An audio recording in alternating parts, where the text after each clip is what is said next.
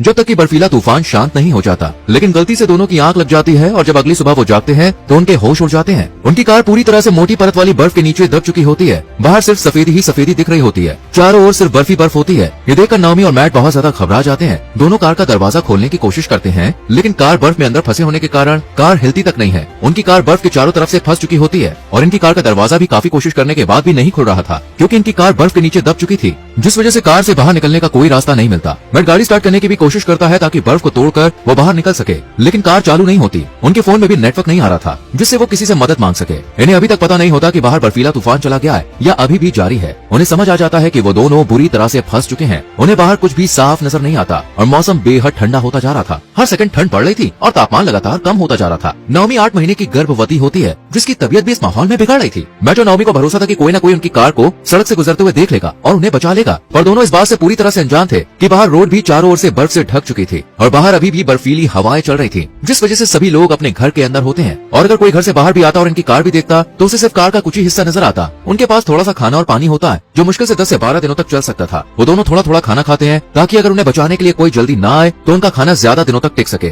Naomi mat से कहती है तुम्हें खिड़की खोलकर बाहर निकलने की कोशिश करनी चाहिए, पर मैट को लगता है कि अगर वो खिड़की खोलकर बर्फ हटाकर बाहर भी निकल जाए तो उसे नहीं पता कि बाहर तूफान चल रहा है या फिर नहीं, और अगर उसे आगे कोई रास्ता नहीं मिला तो इस भयानक ठंड में उसकी जान भी जा सकती थी। मैट अपनी गर्भवती पत्नी को बाहर लेकर नहीं भटकना चाहता था, पर नाओमी इस बात से सहमत नहीं होती, जिससे दोनों में हल्की बहस हो जाती है। इसी तरह कार के अंदर फंसे फंसे 3 दिन बीत जाते हैं। उनके पास खाना, पानी और कंबल था, जिसकी वजह से उन्हें ज्यादा परेशानी का सामना नहीं करना पड़ रहा होता है। उन्होंने एक मोमबत्ती भी जला ली थी क्योंकि यहाँ पर अंधेरा था। मैट कम खाना खा रहा होता है और नाओमी को अपना खाना दे रहा होता है, क्योंकि उसे पता होता है कि नाओमी गर्भवती है, इसलिए उसे ज्यादा खाने की जरूरत है। इस समय मैट कार की सीट पर लेटकर आराम कर रहा होता है और नाओमी अपनी डायरी में कुछ लिख रही होती है। वो पानी की बोतल से पानी पीकर ढक्कन को सही से नहीं लगाती और मैट के पास रख देती है। तभी मैट के हाथ लगने से बोतल नीचे गिर जाती है और बोतल से पानी गिरने लगता है। मैट जल्दी से बोतल उठा लेता है, लेकिन काफी पानी गिर चुका होता है, जिसके कारण मैट गुस्से में नाओमी पर चिल्लाता है। पर कुछ ही देर बाद मैट को अपनी गलती का एहसास होता है, इसलिए वो नाओमी से माफी मांगता है और मुश्किल समय में दोनों एक दूसरे का साथ देने का फैसला करते हैं। रात में जब दोनों सो रहे होते हैं तब उन्हें कार की छत पर किसी के चलने की आवाज सुनाई देती है, जिससे वो दोनों थोड़ा खुश होते हैं और जोर जोर से चिल्लाने लगते हैं, इस उम्मीद में कि कोई उन्हें देख लेगा और उन्हें बचा लिया जाएगा। लेकिन छत पर कोई भी इंसान नहीं बल्कि कोई जंगली जानवर था जो इनका शोर सुनकर वहाँ से भाग जाता है, जिससे वो दोनों काफी निराश हो जाते हैं। अब जैसे जैसे दिन बीतने लगते हैं उन्हें एहसास होता है कि कोई भी उनकी मदद के लिए नहीं आएगा। उनका पीने का पानी भी खत्म होने वाला होता है। ये देखकर मैट अपनी जेब में रखी नाइफ से कार की 1 इंच खुली खिड़की के बाहर से जमी बर्फ को काटने की कोशिश करता है ताकि बर्फ पिघलकर वो उसे पानी की तरह पी सके, लेकिन बर्फ बहुत मोटी होती है और आसानी से टूटने का नाम नहीं लेती। पर मैट फिर भी कोशिश करता रहता है और थोड़ी बहुत बर्फ तोड़ने में कामयाब होता है। साथ ही वो खिड़की को थोड़ा सा नीचे करने में भी कामयाब होता है। वहीं नाओमी लेटकर जब मोबाइल हाथ में लिए कुछ सोच रही होती है तभी उसके हाथ से फोन कार के फर्श पर गिर जाता है और बैटरी बाहर निकल जाती है। नाओमी फोन उठाकर बैटरी लगाती है और जैसे ही वो फोन चालू करती है उसमें अचानक सिग्नल आ जाता है। ये देखकर वो जल्दी से अपने पिता को कॉल करती है और बताती है कि वो नॉर्वे में अपनी कार के अंदर कई दिनों से बुरी हालत में बर्फ के नीचे फंसी हुई है और उसके साथ मैट भी है। वो आगे अपनी लोकेशन के बारे में कुछ बता पाती तभी उसके फोन की बैटरी खत्म हो जाती है।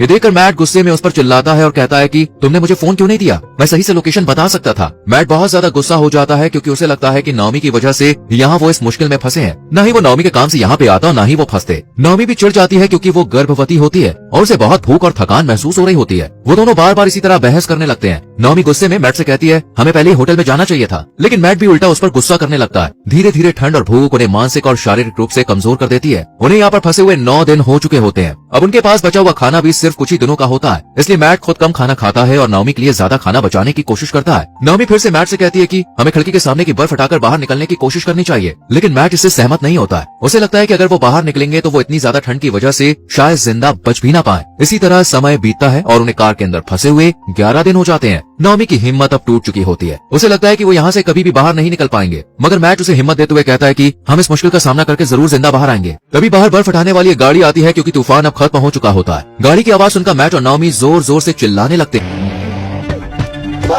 और कहते हैं कि हम यहाँ कार के अंदर फंसे हैं, प्लीज हमें यहाँ से बाहर निकालो। लेकिन गाड़ी के अंदर मौजूद ड्राइवर को उनकी आवाज सुनाई नहीं देती और वो उनकी कार जो बर्फ से ढकी हुई होती है उसे बिना देखे सड़क से बर्फ हटाने के बाद वहाँ से चला जाता है। मैट अब बेहद गुस्से में आ जाता है और नाओमी से कहने लगता है कि मुझे मेरी नौकरी से निकाल दिया गया था, इसलिए मैं तुम्हारे साथ आया था, लेकिन मैंने ये बात तुमसे छुपाई क्योंकि अब मैं बाप बनने वाला हूँ और मुझ पर जिम्मेदारी आ गई है। ये सुनकर नाओमी को मैट पर गुस्सा आता है और दोनों में जबरदस्त बहस हो जाती है। इसी तरह कुछ और दिन गुजर जाते हैं और उन्हें कार के अंदर फंसे हुए 14 दिन हो जाते हैं। अब उनके पास ना ही पानी बचा था और ना ही खाना। वो दोनों बर्फ को पिघलाकर पानी पीने और खाने पर मजबूर हो जाते हैं। मैट और नाओमी धीरे धीरे कमजोर महसूस करने लगते हैं। मैट बाहर निकलने के लिए कार की खिड़की तोड़ने की कोशिश करता है, लेकिन बर्फ इतनी ज्यादा होती है कि ये संभव नहीं हो पाता। रात में नाओमी को अचानक पैनिक अटैक आता है और वो अपने आप को संभाल नहीं पाती है और बाहर निकलने के लिए गुस्से में कार की सीट से हेडरेस्ट निकाल लेती है और जोर जोर से कार के खिड़की के शीशे पर मारकर खिड़की तोड़ने लगती है। मैट उसे शांत करने की कोशिश करता है, पर नाओमी उसे ही चोट पहुंचाने लगती है। आखिरकार वो शीशा तोड़ देती है और मैट किसी तरह उसे संभाल लेता है। तभी नाओमी को तेज दर्द होने लगता है, उसे लेबर पेन होता है और वो डर के मारे जोर जोर से चिल्लाने लगती है। मैट उसे हौसला देता है और हिम्मत रखने को कहता है। उन्हें पता नहीं होता कि अब वो बच्चे को कैसे बाहर लाएंगे, पर नाओमी काफी ज्यादा दर्द सहते हुए मैट की मदद से कार के अंदर ही एक बेटी को जन्म देती है। अब उन्हें अपनी बेटी का भी ध्यान रखना था, पर समस्या ये थी कि नाओमी ने कार का शीशा तोड़ दिया था, जिससे कार के अंदर बहुत ज्यादा ठंड लग रही थी। मैट अपनी बेटी को गोद में उठाता है और उसे ठंड से बचाने की कोशिश करता है, लेकिन वो धीरे धीरे कमजोर पड़ने लगी थी और शरीर लगातार ठंडा पड़ता जा रहा था। नाओमी ने बेटी को अपनी गोद में लिया, उसकी आंखों में डर और बेचैनी थी। वो कहती है कि मैट, हमें कुछ करना होगा, हमारी बेटी ज्यादा देर तक ये सहन नहीं कर पाएगी। इसी तरह कुछ और दिन बीतते हैं और उन्हें कार में फंसे हुए अब पूरे 20 दिन हो चुके थे। अब तक उनके पास मदद के लिए कोई भी नहीं आया था। वो अभी तक बर्फ के टुकड़े खाकर और बर्फ पिघलाकर पानी पीकर ही जिंदा थे,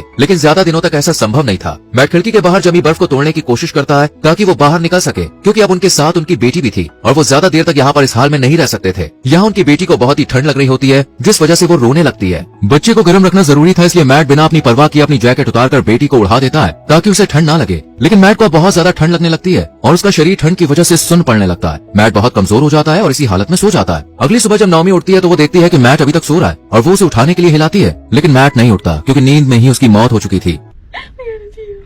नाओमी मैट के ऊपर सर रखकर जोर जोर से रोने लगती है। वो अंदर से पूरी तरह से टूट चुकी होती है। अब नाओमी पूरी तरह अकेली थी। उसे समझ में नहीं आता कि वो अपनी बेटी के साथ कैसे बाहर निकलेगी। नाओमी भी बहुत कमजोर हो चुकी थी और ठंड इतनी असहनीय हो गई थी कि उसे सांस लेने में भी दिक्कत होने लगी थी। नाओमी को अपनी बेटी के लिए जिंदा रहना था, लेकिन उसके पास खाने के लिए कुछ भी नहीं बचा था। वो मजबूरी में अपनी डायरी से कागज फाड़ कर खाने लगती है। नाओमी मैट के कपड़े उतारकर खुद पहन लेती है ताकि वो खुद को ठंड से बचा सके। नाओमी की हालत दिन पर दिन और ज्यादा बिगड़ती जा रही थी। बिना खाना पानी के उसे हेलुसिनेशन आने लगते हैं और उसकी मानसिक स्थिति बिगड़ने लगती है। इस दुश्वार हालत में भी नाओमी को अपनी बेटी का ख्याल रखना पड़ रहा था और वो खुद को अपनी बेटी के लिए जिंदा रखने की पूरी कोशिश करती है, क्योंकि अगर उसे कुछ हो गया तो उसकी बेटी भी नहीं बच पाएगी। अब नाओमी को यहाँ फंसे पूरे 24 दिन हो चुके होते हैं। जब वो कार के अंदर लेटी होती है तो उसे खिड़की के बाहर से सूरज दिखता है और धूप कार के अंदर आ रही होती है। तभी नाओमी के चेहरे पर पानी की बूंद टपकती है, जिससे वो समझ जाती है कि बाहर बर्फ पिघलने लगी है। इसलिए वो कार की खुली खिड़की के पास जाती है और उसे पता चलता है कि अब बर्फ इतनी नरम हो चुकी कि वो आसानी से तोड़ी जा सकती है। ये देखकर नाओमी बहुत खुश हो जाती है और बिना ज्यादा समय गवाए उसने जिस शीशे की खिड़की को तोड़ा था उसके पास से बर्फ हटाने लगती है। थोड़ी ही देर में वो इतनी बर्फ हटा देती है कि वो अपनी बेटी के साथ बाहर निकल सकती है। इसके बाद वो अपने पति को आखिरी बार अलविदा कहती है, अपना सामान उठाती है और बच्चे को कपड़ों में लपेटती है। फिर आखिरकार वो कार के अंदर से बाहर आ जाती है। बाहर उसे दूर दूर तक कोई भी दिखाई नहीं देता और अभी बर्फीली हवाएं तेजी से चल रही होती है। नाओमी सर्द हवाओं का सामना करते हुए आगे बढ़ती रहती है। उसके अंदर अब चलने की ताकत नहीं बची होती, पर फिर भी वो धीरे धीरे आगे बढ़ने की कोशिश करती रहती है।